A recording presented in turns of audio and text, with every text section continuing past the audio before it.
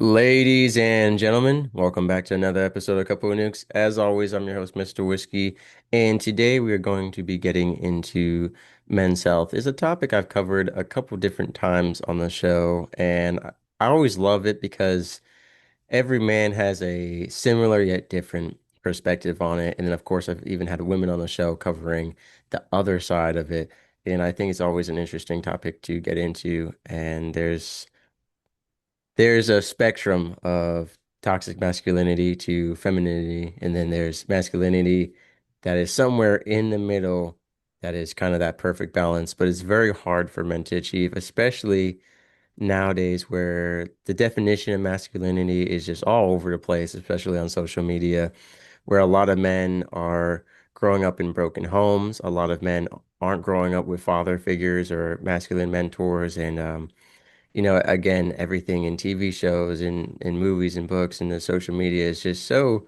skewed. It can be hard to navigate masculinity as a young man in today's day and age, and even as an older man. Luckily, we have a gentleman here today who is a men's advocate, and he's going to be sharing with us a little bit about masculinity and what he's doing to help men. Mr. Timothy Wienecke, so great to have you here, and I'd love for you to share a little bit about yourself. Well, thanks, man. Thanks for having me on. So my name's Tim Wienecke. I'm a licensed mental health clinician out here in Colorado. I've been helping men, veterans, and first responders clinically for about coming up on 10 years here pretty quick. And prior to that, I was in the Air Force and I spent about 6 years doing different kinds of advocacy work against interpersonal violence, sexual assault, and the like. Um, I've always been an advocate in something. I think my first allyship award was at 22. I'm 45 now. And it's been nice finding a way to advocate and speak for what men need without diminishing what other people are going through and what they need. I think that we're finally kind of hitting this point where people are starting to talk about these things as what people need instead of in competition with each other. I think we're moving in the right direction. Right. And so you mentioned the military there. Now, obviously, I was in the military, and we have a lot of different trainings we go through about certain things from sexual harassment and assault to, Mm. workplace conduct, among other trainings, suicide prevention. Were you voluntold to be in charge of this, or did you go up to the command and say, "Hey, I want to be the person who teaches all of this"? I volunteered. So I was stationed in Osan, which at the time that's in South Korea, and it's a really transitory base, right? Everybody's there for a year. There's a lot of drinking. And so it tends Yeah. to be the kind of place that if you're a perpetrator of sexual assault, it's your playland, right? No one knows everybody. Everybody's drunk. There's a lot of people that are vulnerable to you. And so, unbeknownst to me, that at the time had more assaults, like the highest assault rate per base in the Air Force at the time. Hmm. And so I was at one of the old briefings that they used to do, which were awful. The when I was in '08, this is when I got this briefing. It was basically just a 15-minute PowerPoint reminding you that, hey, did you know that rape is bad, that you shouldn't do it, and will punish you if you're caught? As though people don't already know that, right? But the woman who did the briefing had kind of a hard time, and I realized that she was overburdened, and it got me looking into it, and that's when I realized how bad it was. And so I started volunteering, and that was kind of where my start to getting into human services really took off. When you say it had a very high assault rate, do you mean military on military, or is this military men on Korean women, or what was this looking like? So there isn't a lot of good data, or at the time anyway, there wasn't a lot of good data on military guys and nationals. We know it's bad, right? There's a reason why Japan kicked out the Marines. But just on uniform was rough. Wow. Yeah. Yeah, and we know that sexual assault in the military has like sexual assault's terrible for anybody in any situation, but within the military, it also tends to have kind of an almost incestual flair, right? Because it's almost always somebody you know, right? The idea that somebody's going to Yeah. jump out of a bush and tackle somebody, that's just not how it works. And there's usually some kind of power differential. You know, it'll be a sergeant going after a junior enlisted. And because of that, and because of the trust that's there, it splits units. I'm sure you probably saw it a little bit when you were in, right? Where somebody comes forward and then people take sides, right? Because it's now one person saying something and another person saying another thing. It gets ugly. Yeah, for sure. And I know there was a big incident on my base where I was at where they actually gave all of us rape whistles after it, and it was essentially this guy. Everyone has PT, and the one woman when she went to leave her room at like 4 or 5 a.m. he just pushed her back into the room and locked the door. And I believe it was again, like you said, someone from her division that Hmm. knew her schedule, right? They all knew each other, and it usually is like you said, someone close. Um, Even on the same ranking level, often, Hmm. rank to rank. And even, I mean, I was really shocked when I went to boot camp, the amount of people who were, sneaking off to different areas of boot camp, finding spots to have sex or to do stuff, even with, the gender separated divisions at the time. I know there were co-ed boot camp divisions. They got rid of it during COVID, and I believe they are back to it. But even when separated, the amount of stuff like people meeting up in the bathrooms even at boot camp, which is just insane to me. When I was at boot Uh, camp, the number one thing on my mind was getting out of boot camp. Sleep in Anything showers would that be could, lovely. yeah, anything that could get you held back or in trouble, we're not doing Yeah. that, right? People I don't passing know, man. notes, writing sticky notes and love letters. No, Yeah, it's not people, smart, but like I was in at 28. That's when I joined up. And so I just think back to me as a 19-year-old, and at 19 I was very singularly motivated on women. Like I would have certainly taken risk and done some stupid things. And that's not assault, right? It's just yeah, kids, like I call them kids. Young adults being young adults and exploring things is one thing, but the where the lines are and how to know whether something happened to somebody gets complicated for folks. And you're yeah. right, man. Basic, like I don't. There was a couple that got caught behind the dumpsters at Basic. I'm like, this is just neither of you have showered in 3 days. That's a dumpster. Like I get a need, but that Yeah. is insane. Well, I think you mentioned an important part. Most people in boot camp are 17, 18, or 19. You got people who Yeah. are turning 18 in boot camp. But also, I don't know if they banned it or if they just changed it. Two very different connotations there. But when I went through, we had what was called the tea video, and it likened sexual consent to drinking tea. Yeah, You yeah, wouldn't give tea to a sleeping person. If someone says they yeah, don't want their tea anymore after you've already made it, you don't give it to, right? They got yeah. rid of that. Um, and I remember there was a bunch of arguments in boot camp during the video between Sister Div and Brother Div on different ideas of consent. Hmm. You know, it was insane because we had a gentleman from Africa, and the instructor had asked a question: Is marriage, a contract for consent for life? And he said yes. And the sister division got very mad at him. But in Hmm. his culture, he explained that is. He said that where he's from, that, marriage is consent. And I remember the Well, women got until very angry with him. And I yeah. can't speak, I don't know exactly where he came from and how true it is or not. But that's what he said, right? Oh, it's And true. It was true here. I think it wasn't until the 80s that you could be charged with raping your wife. Like wow. pre-80, a wife was not allowed to say no. Or Yeah. man, but that's not generally how that one goes. Right. Um, I don't know the way, so I've done a lot of training on consent, and I think different people need to hear it different ways, right? There are guys that are so scared and so confused and really don't understand like how to pick up on cues that the T video is simple enough that it's really helpful. Yeah. And then there's people with some social acumen that's almost insulting, right? Like, oh, I can't like see a smile and know when to compliment or not. This is ridiculous. Mm. So what I advise people to do is look for enthusiastic, continuous consent, right? Do you really want to sleep with somebody who's just like, okay, is that a good time for anybody? Is anybody having a good night that way? No, right? Consent should be voracious, excited, and like not just willing, but wanting. And then all these problems go away. If you just wait for that moment where everybody's on board in a big way, it goes better. But I think what happens is we get focused on like our need, we get focused on the singularity in the moment, and we get wrapped up in our own story and lose track of the other person. And that's where things tend to go off the rails for folks. Yeah, so you mentioned oftentimes it's not a man, being forced to have sex with his wife, right? But Hmm. on the contrary, there are cases of, men being sexually assaulted. I just did an episode the other day on a man who was sexually assaulted by his father. What can you say about those statistics and the Mm. need for awareness around those events and for people to speak about that? Yeah, so it's it's really interesting. So I've been doing different kinds of advocacy work since 2009 around sexual assault, and the reporting has changed drastically in that time. So when I started, the data was 1 in 17 guys had suffered an assault, Mm, which is soft. Like that's incredibly low. Part of why it was so low, though, is because the FBI on their crime statistics used to not count it as assault if you penetrated. So if you're a man and you penetrated somebody else, that couldn't be considered rape.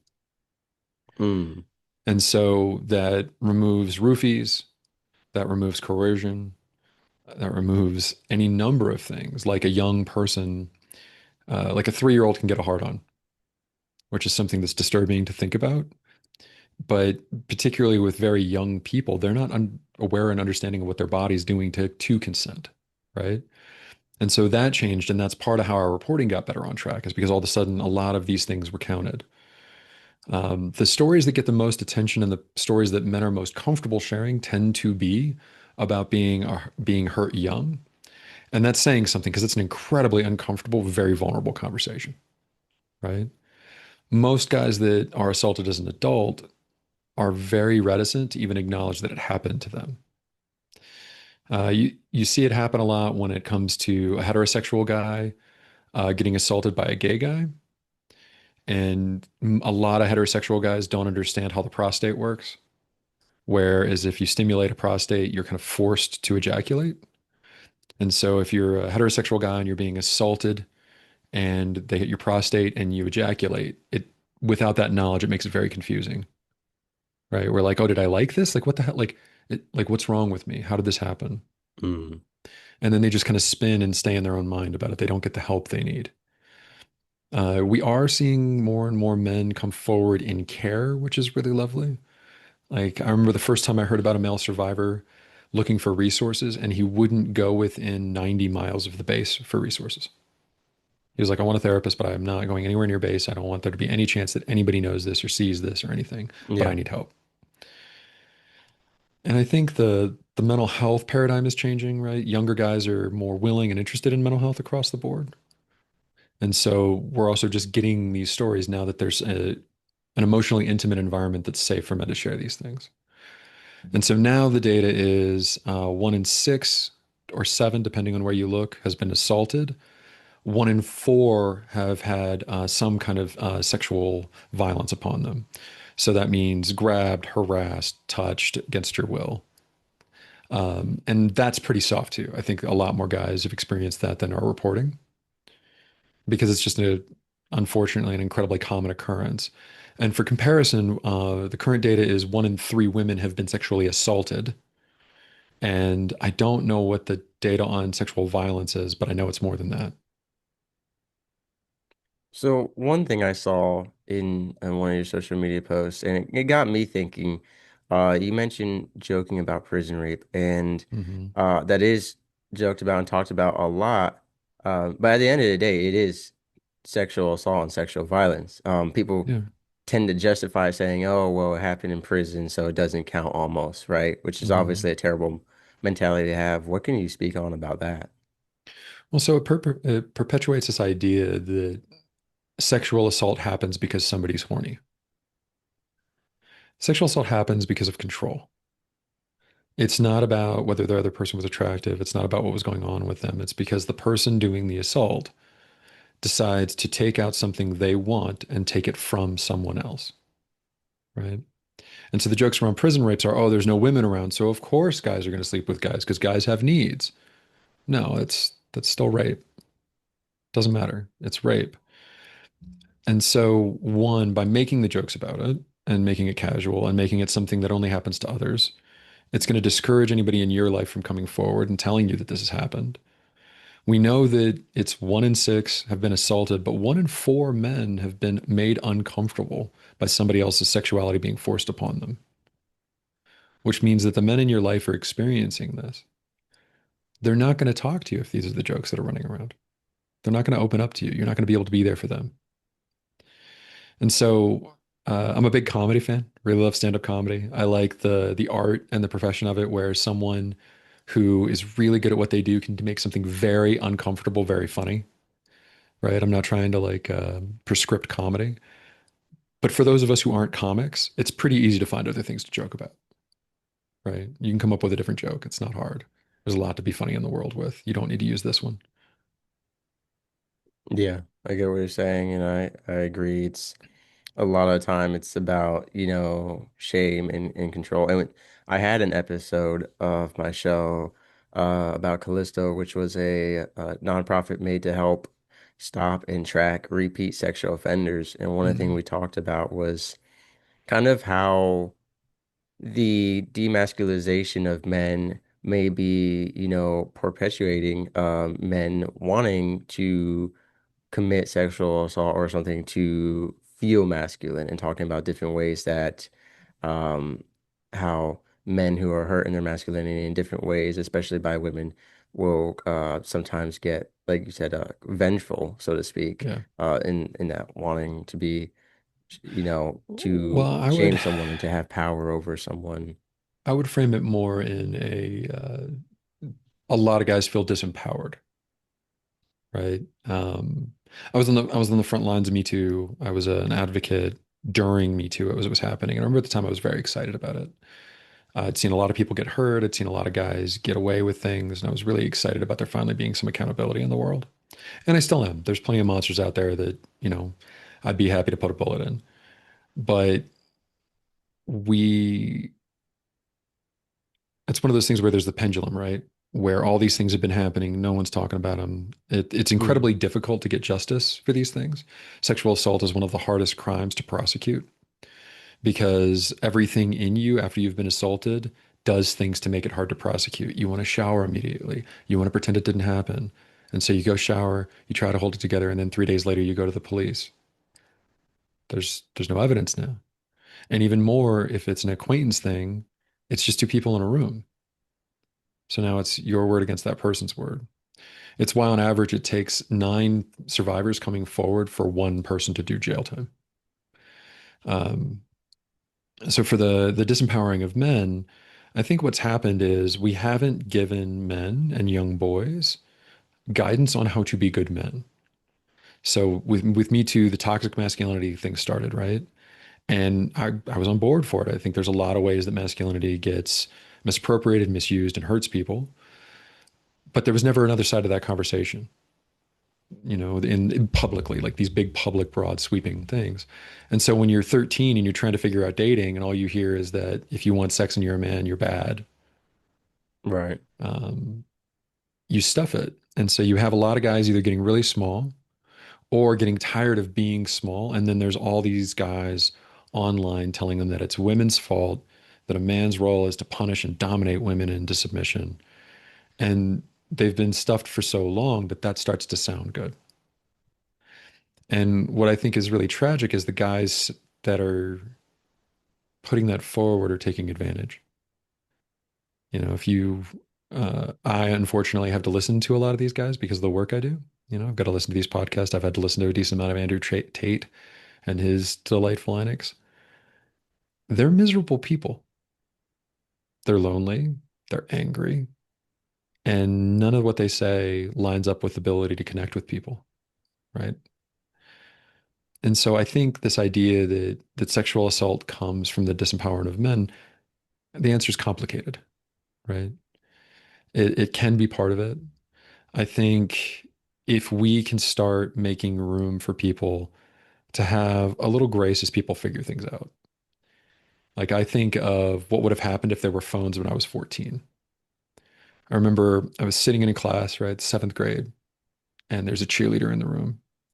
And it was the first time in my life that I couldn't take my eyes off a woman, right? She was literally stunning. And I catch myself and I have no idea how long I'd been looking at her by the time I noticed I was looking at her, but then I was like, stop looking, and I couldn't, right? Just that awkward teenage moment of like, Right. and I think about what would have happened if somebody had a phone and a camera at that point and like recorded that on me. And what would have happened to me? versus what actually happened, which was me going and like talking to a friend and talking to my dad. I'm like, how do you deal? What happened? Like, what is this? Like, she was very pretty, but that's not, I don't like that. How do I do this? Right. Right. And don't get me wrong, like, that doesn't mean that that young girl should have to put up with a drooling idiot. Right. But we can have a little kindness for that drooling idiot. And I think we're getting better about not equating the whole spectrum of ways that we fail in intimacy with the worst thing, Yeah. right? Yeah. And so that's the hope. I think the one heartful thing about the 9 survivors coming forward statistic is when we hear these numbers, right? 1 in 6 to 1 in 4 guys, depending on the type of violence, 1 in 3 women, our minds immediately jump to that 1 in 3 guys are rapists, and we're not. Most rapists are serial rapists. So it's a very small population of men doing a lot of very bad things to a lot of people and not just women, right? Because again, it's about power, it's not about sex. And that's why it happens so much between men and men. Most guys that are raping other men aren't, I would be surprised if they consider themselves gay. They're just trying to take power. Hmm. Yeah, I know when I did the episode on tracking and stopping repeat sexual offenders, part of it was basically the software will let you know if other people have reported the same person and then Mhm. connect you if you want to do a joint case because like you said, it often takes more than one person Yeah. stepping forward. We also talked about the idea of not bad men, not good men, but good men who can do bad things and bad men who can do good things. We Mhm. always make it so black and white, but really, people are gray. We talked about how some historical, rapists and sexual assaulters were great people publicly and did great things, and then, did some terrible things. And I think Yeah. we talked about the villainization of men, like you said. We jumped to that 1 in 3 men are rapists, and that, how have you as a man felt being someone who speaks on this? Because I'm sure you've dealt with a lot of stuff from people either online or even people calling you, a feminazi or saying you're not a real man, or like how have you dealt with this and on the other end dealing with maybe women who are saying, "Hey, you shouldn't be here because you're a man and men are, villains." Like have you faced complications in Yeah. trying to be a part of this? Yeah. And it's changed over time, right? So when I first got started, I started in the military. So half of the people that showed up to help were men, right? But when I got out and I was on college campuses, I was usually the only straight heterosexual cis guy that ever walked into any of these spaces. And it's still a bit of a problem. Like if you look around at the different marketing for like sexual assault and domestic violence centers around the country, they don't market, men aren't in the marketing. They're Right. not marketed as survivors and they're not marketed as helpers, which I think is a huge missed opportunity. There's a lot of guys suffering violence, and there's a lot of really good guys that if they knew they could and there was something to do, that they'd show up, right?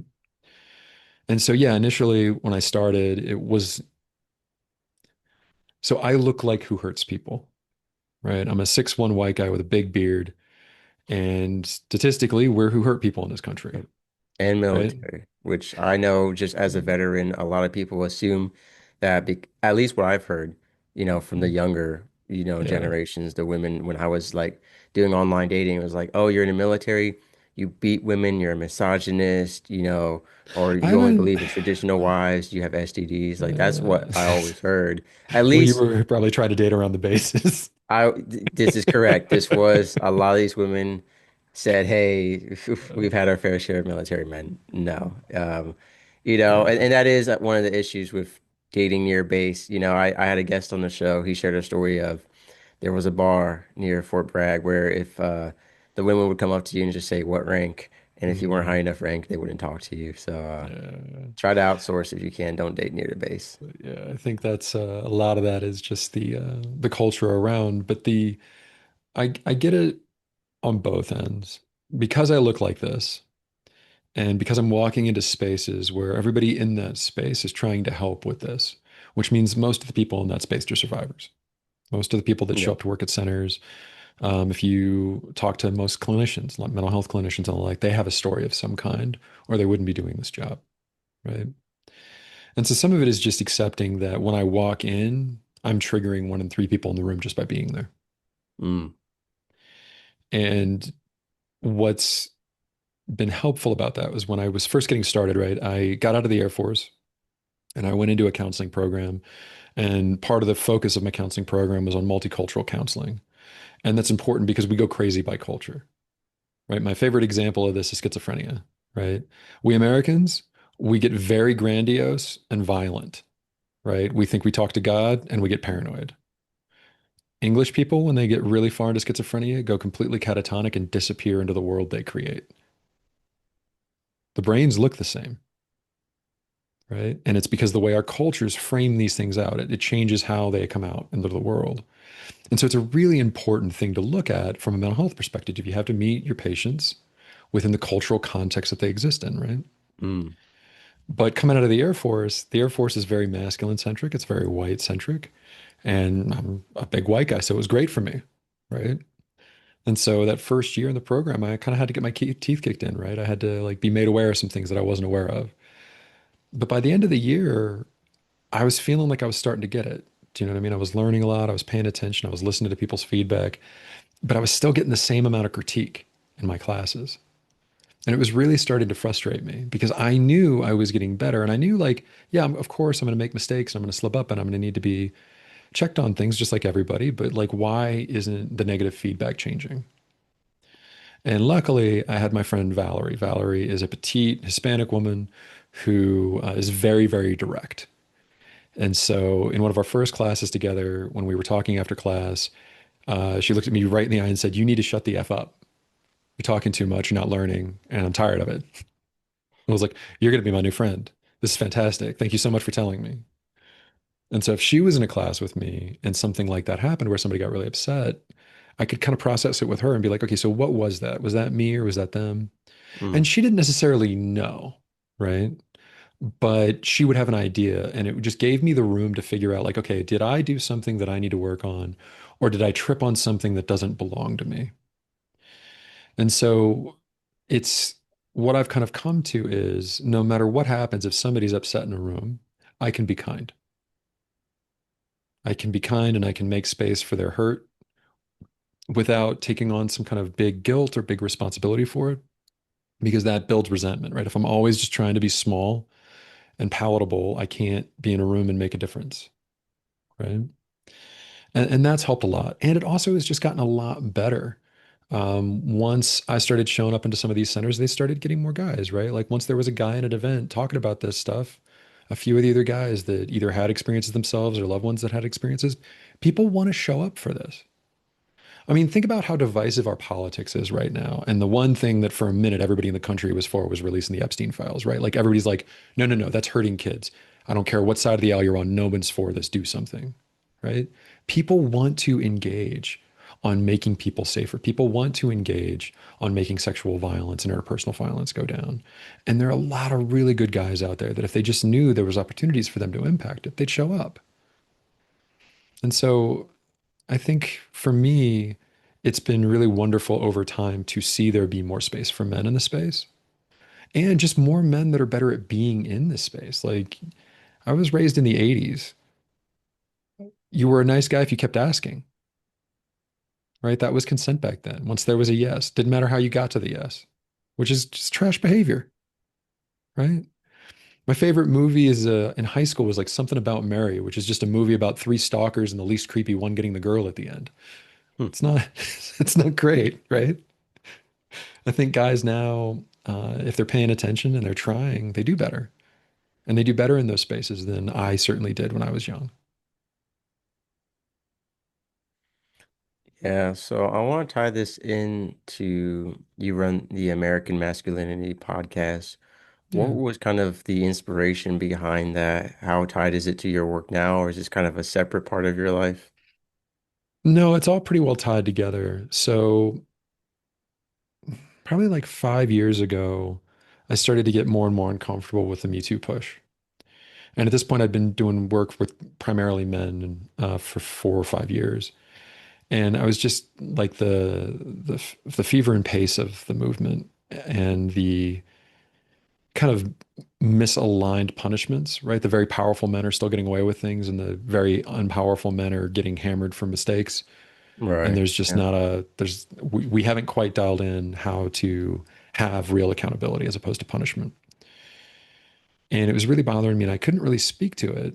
And at the time, all the guys that were speaking to it were kind of men's rights guys. They were the guys that were getting up and getting loud about how hard it is to be a man, yes, but that it was women's fault, that all the Mm. woes of men are because of women, which is crap. That is Yeah. incredibly disempowered. It doesn't help us get better, right? Your life Hmm. is not, if your life is only someone else's fault, you're never going to have a better life, Hmm. right? And then some guys started to come on the scene talking different about it. So we got Scott Galloway. I don't know if you're familiar with him. He's really, really wonderful at speaking to how guys are struggling without diminishing the struggle of others, right? He's like, no, no, all that's happening, and that's horrible for women, and it's horrible for these people, and this is where young men are right now. This is horrible too. These two, we can hold these two ideas at the same time, that the people need help. And then the one that really kind of turned it for me was Richard Reeves put out a book called Of Men and Boys. And about every 5 years, there's a book written by a guy about just like how kind of guys struggle in the world. But he's a liberal policy wonk for a think tank in DC. And he had data, right? He had like reams and reams of just really good data pointing out the different ways that we are having a hard time. But he also was acknowledging the hard time other people had. And all of a sudden, there was a nuance in the conversation that I felt I could join, right? Where you can advocate for something without advocating against someone else, Mm. right? We can talk about how men and boys are struggling without talking about why women shouldn't have what they need or how it's all women's fault. There are grown men around these men too. Okay. Like the grown men through Me Too failed young boys. It was just as much our fault as everybody else's, right? And so that really opened the door for some more nuanced conversation. And I'm pretty known in Denver for the populations I work with, which means that I'm pretty full. I got to turn away a lot of guys that call. And there's a lot of guys that just can't afford therapy, right? It's expensive. Not everybody's got Yeah. insurance. It's hard to get to. And so the other kind of push for the podcast is making something for guys to walk away with something, whether it's a story from somebody else that makes them feel not so alone or like an actual thing to go try for the problem they have. I want I want to help more people in the world than I can help one at a time. Yeah, I get what you're saying. And that whole victimization and self-pity and blaming others, not just on that large scale, but just in our own individual Mm, lives is something that we should, not embody. And I like how you said it, not diminishing, what our struggles are, but not also putting down others, right? Or blaming mhm. others. I think that's so important. And so what do you talk about on the podcast? Obviously, some of the stuff we talked about today, but also men's, suicide rates, depression, anxiety. You work with a Mhm. lot of different topics, correct? Yeah, so far we're on episode 15 is released. And at first I didn't quite know how to do a podcast yet. So a lot of the first episodes were me talking with other clinicians about our Yeah. work. And it was a great conversation for me, but I don't know that anybody else really wants to hear those. Um, but we've been able to move it more towards specific topics for men and a focus on how gender impacts them, right? So I had on a suicide expert to talk about suicide in men and what that looks like and why it's such an epidemic for men. I had on a trauma therapist expert. He's a buddy of mine. I love him to death, and he's my trauma nerd. Like he's the one I call who's read every book ever on trauma. Mm. And so we had a great conversation around how gender impacts the way we express trauma, the way we exhibit trauma, and also how trauma transcends gender, right? Like there's just ways to be hurt and human. Um, I also, one of my favorite things about America, what makes us amazing is how many different people we have here. We're the most diverse country in the world. We're the most individualistic in the world. And it's also really fun talking to different men of different backgrounds on what masculinity means to them. So the first interview I had was with a colleague who's Hispanic, and he came on to talk about machismo and Hispanic men. And it was a great conversation with him. And then I was really lucky on episode 14. I'm really proud of this episode. I found a Black Lives Matter advocate named Martin X, and had him on.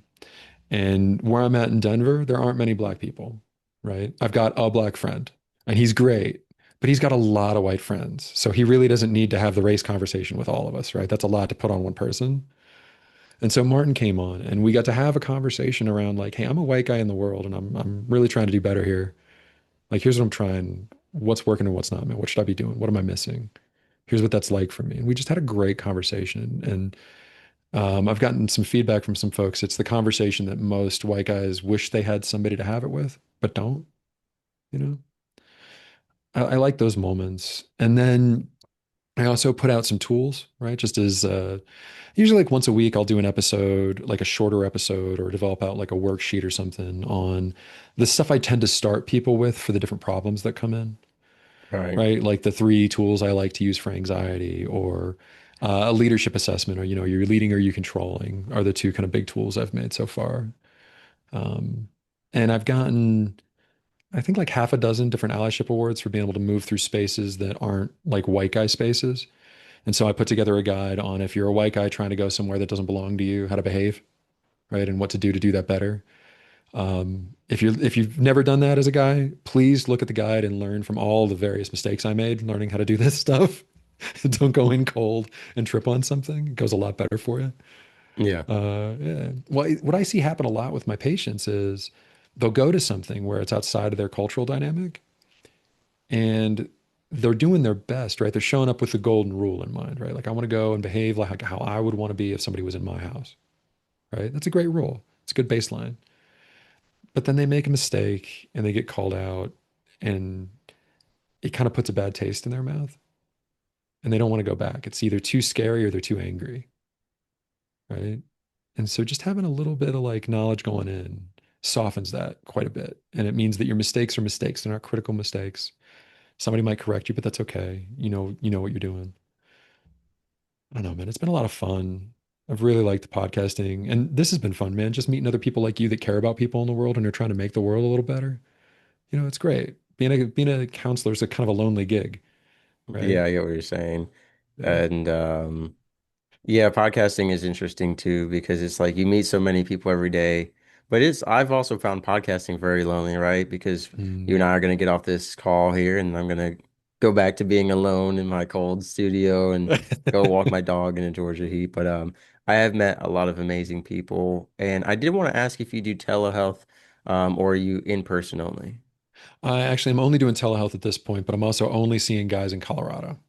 Okay. Uh, I think in the next few years, where the licensing is pushing for an interstate compact, where most states will be signed on, but it hasn't happened yet. And Okay. it's important, if you're looking for help, to go to somebody with a license. And not because there aren't great coaches out there and people that aren't licensed, but it gives you a little layer of protection, right? If they mess up bad enough, you at least know they had school and, learned something. Yeah. A lot of coaches can say a lot of things on their website.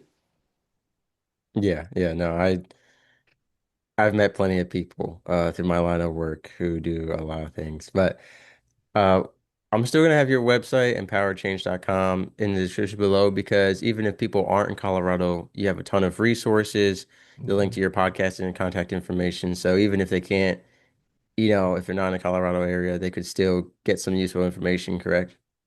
Yeah, I think the easiest ways to do it is I'll give you my link tree that just brings you to a link of all the different kinds of work that I do and have Awesome. up. But also, empoweredchangece.com is the therapy website.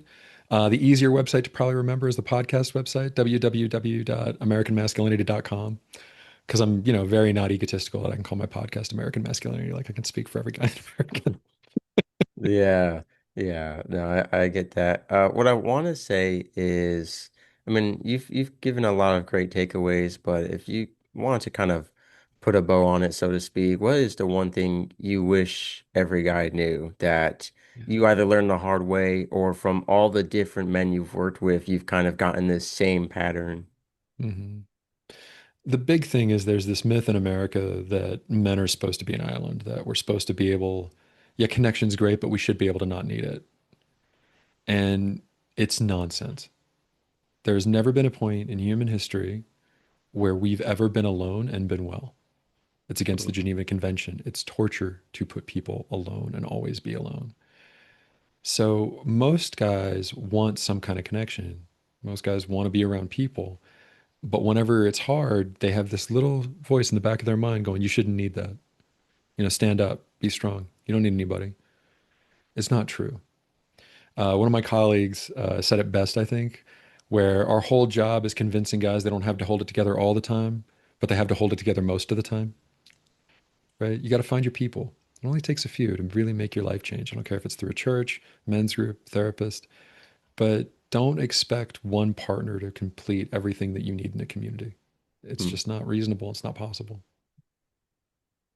Yeah, I think that's really beautiful. I talk all the time about the importance of connection and community and, having, I like how you said, our lives are so complicated, so many moving parts, and to expect one partner to fulfill all of those, like there's a lot going on. And I think especially there's a lot going on in your life that your partner might not be, it's not their field of expertise, or it's something that you don't even want them, associated with, or that you want them to be a part of. So I think it's important, like you said, to have even just a few contacts, like you said, who can really make a huge difference. And Mhm.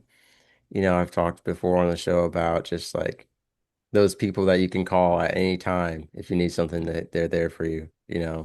And like you said, however you meet them, whether it's through podcasting, a church group, local Basketball social court, activities, whatever. it's, and I think that's part of the problem with a lot of the newer generations is not getting out and doing as much socializing. There's so much behind the screen. And again, there are great connections to be made online and with people Mhm. virtually. But I do think it's important to get out there and play Yeah. soccer or go out to dinner or do board game nights or whatever it is and just spend time Yeah. physically in the presence of other people. I feel like social media is a genie that's not going back in the bottle, unfortunately, in a lot of Yeah, of cases. course. But the way to know whether you're doing it well or not is, are you using it to get out with people that you can enjoy? Yeah. Um, there's a story and data around how lonely we are as a country. Americans are more lonely than anyone else in the world right now. And the only thing that's changed in how we spend our time from the 70s is we've quadrupled our screen time. And so the other thing to remember is that as you scroll through your phone, your dopamine's getting drained. It's like little trickle out. And so, yeah, you're tired after work. You want to relax. You don't want to think too hard. You bring up your phone. You're swiping through whatever. And then all of a sudden it's 7 o'clock and somebody texts you for dinner. And you're like, oh, I'm too tired to go out. Too tired to go out because you just spent all the energy that you would have had for that watching TikTok Mm, videos. Right. And I'm yeah. just as guilty as this is everybody else, right? Like, this is not me throwing stones, but that's how you know you're taking it too far. Try to limit your time on it. Use it to empower a life. Don't use it to replace a life. I like that. I like that a lot. Yeah, that I agree 100%. So, like I said, we're gonna have your link tree and description below for people to check out, whether it's your podcast, resources, whatever it may be with you. But Mr. Wienecke, I just want to thank you for coming on the show today. Everyone, please go check out the American Masculinity Podcast. And it's not just for men, right? Would you say it's something that women can take away a different perspective from as well? Well, it's for men and people who love them. A big part of why I think the conversation is changing is because there's so many mothers of sons that are worried. People are more worried about their sons than their daughters most of the time. And don't get me wrong, man, there's a lot going on with women. They need a lot of help too. Um, I never want to take away from that, but I think people are looking for ways to see what people need as long as they can have the space to see it without feeling attacked. Yeah, so I encourage everyone to go check that out and learn something new. Like you said, it's not just those conversations on masculinity, but also just cultural behavior and everything like that. So definitely encourage it. And we'll have you back on Absolutely. in the future when you hit 100 episodes, Oh man, I appreciate slowly that. but surely. Yeah, it gives me something to aim for. Yeah. And yeah, and if any of your listeners, the other thing is this podcast is new enough, and anybody who needs a tool for something, just let me know. I'll make an episode on it. It's not hard for me to do. I'm more than happy to give you what it is you're looking for. Just need to know you need it. Yeah. Well, Mr. Wienecke, thank you. And until next time, thank you. Take care. Sailing through the ocean blue, nuclear reactors my crew, guiding the ship, the stars as our guide, through the waves we ride, jokes and laughter fill the air. On this voyage we have to share, working together, side by side, as one family we will abide. In the heart of the ship we reside, nuclear operators with pride, powering the vessel with every stride. Our mission, a source of great pride.